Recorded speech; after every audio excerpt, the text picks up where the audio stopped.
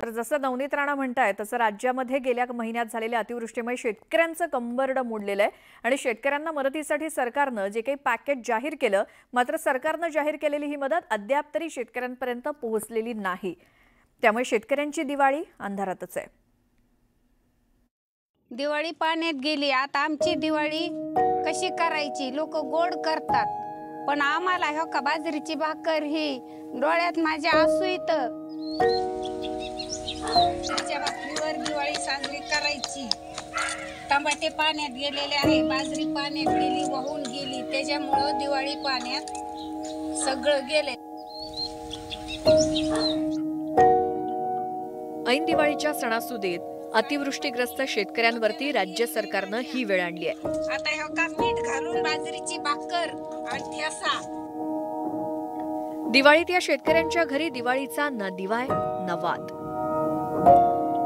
दिवाळीच्या दिवशी बळीराजाच्या घरी सगळाच अंधार आहे। दिवाळीचं आता काय खायचं?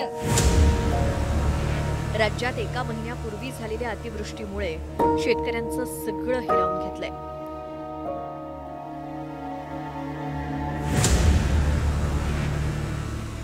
इकडे राज्य सरकारनं पूरग्रस्तांसाठी 31,000 कोटींचं पॅकेज जाहीर केलं। तसंच दिवाळीपूर्वी आर्थिक मदत पूरग्रस्तांपर्यंत पोहोचवण्याची राणा भीमदेवी थाटात घोषणा केली।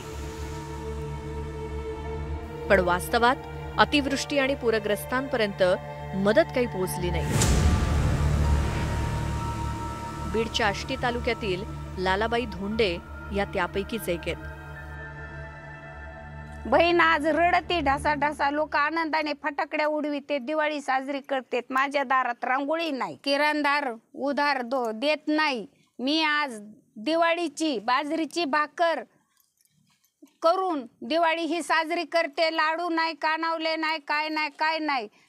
कसं हो का बाजरीची भाकर केली, दिवाळीला सायमान नाही। भरपाईचं जे काही सरकारनं जाहीर केलेलं आहे ते तर पुरणारच नव्हतं, परंतु ते सुद्धा आज दिवाळी आहे, परंतु ते सुद्धा नुकसान भरपाई शेतकऱ्यांना मिळाली नाही। शेतकऱ्याचं खरीप पीक पूर्णपणे गेले, काही लोकांच्या शेती वाहून गेल्यात। आज अक्षरशः तुम्ही जर पाहिलं तर शेतकऱ्याच्या घरातली अवस्था वाईट आहे। शेतकरी सरकारच्या मदतीकडे डोळे लावून बसले होते, पण सरकारनं शेतकऱ्यांचा पुरता हिरमोड केलाय। दिवाळ सणावर पाणी फिरवलंय। मला तर वाटतं सरकारने एक GR काढावा आणि दिवाळीच काही दिवस पुढे ढकलता येते का बघावी। कारण सरकार ज्या पद्धतीने सांगत होते की दिवाळीच्या पूर्वी आम्ही सगळ्या शेतकऱ्यांना मदत करू, आज तुम्ही प्रत्येक गावागावात जावा, काय अवस्था आहे, काय परिस्थिती आहे। आज सुद्धा अजून जी त्यांचे सगळे सरकारी सोपस्कार आहेत ते सोपस्कार बऱ्याच ठिकाणी शेतकऱ्याला आडवे येतात आणि बऱ्याच शेतकऱ्यांच्या खात्यावर जी रक्कम त्या ठिकाणी जमा झालेली आहे ती रक्कम काय बँकेने आडमुठेपणा केल्यामुळे त्याला होल्ड लावण्याचे प्रकार चालू आहेत आणि मग तिथे शेतकरी नागावला जातोय। पण जी घोषणा सरकारनं केली होती की आम्ही दिवाळीच्या पूर्वी सगळ्या शेतकऱ्यांच्या खात्यात मदत करू, मला वाटतंय तशी अंमलात अजिबात आलेली नाही। शेतकऱ्यांच्या प्रश्नावरनं मराठा आंदोलक मनोज जरांगे पाटलांनी देखील आक्रमक पवित्रा घेतलाय। शेतकऱ्यांच्या प्रश्नावर ते आंदोलन उभारणार आहेत। दिवाळी पाडवा भाऊबीज झाल्याच्या नंतर सगळ्या शेतकऱ्यांच्या राज्यात असणाऱ्या तज्ज्ञांना, अध्यक्षांना आपण अंतर्वलीत बोलून घेऊ, चर्चा करू त्यांच्याशी आणि त्यानंतर मग राज्याची बैठक लावू मोठी आणि तिथं तारीख आंदोलनाची डिक्लेअर करू। आपल्याला रस्त्यावर आणून कपडे फाडावच लागणार आहेत सरकारची, त्याशिवाय आपल्याला न्याय मिळणार नाही। असं जसे 70 वर्षे गेले तसे अनेक पिढ्या आपल्या पुढच्या सुद्धा जातील, आता नाही जाऊ द्यायची। सरकारी दिरंगाईची कबुली खुद्द कृषी मंत्र्यांनीच दिली आहे।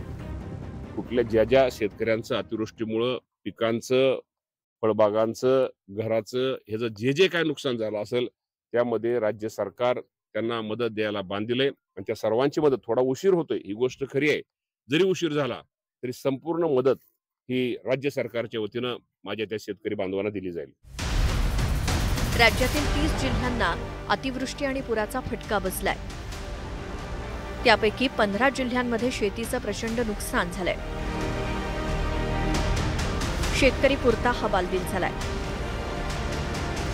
मायबाप सरकार मदत करेल अशी त्यांना आशा होती, पण पंचनाम्याच्या घोळ्यात सरकारी मदत काही शेतकऱ्यांपर्यंत पोहोचलीच नाही। Bureau report, news 18 Lokmat.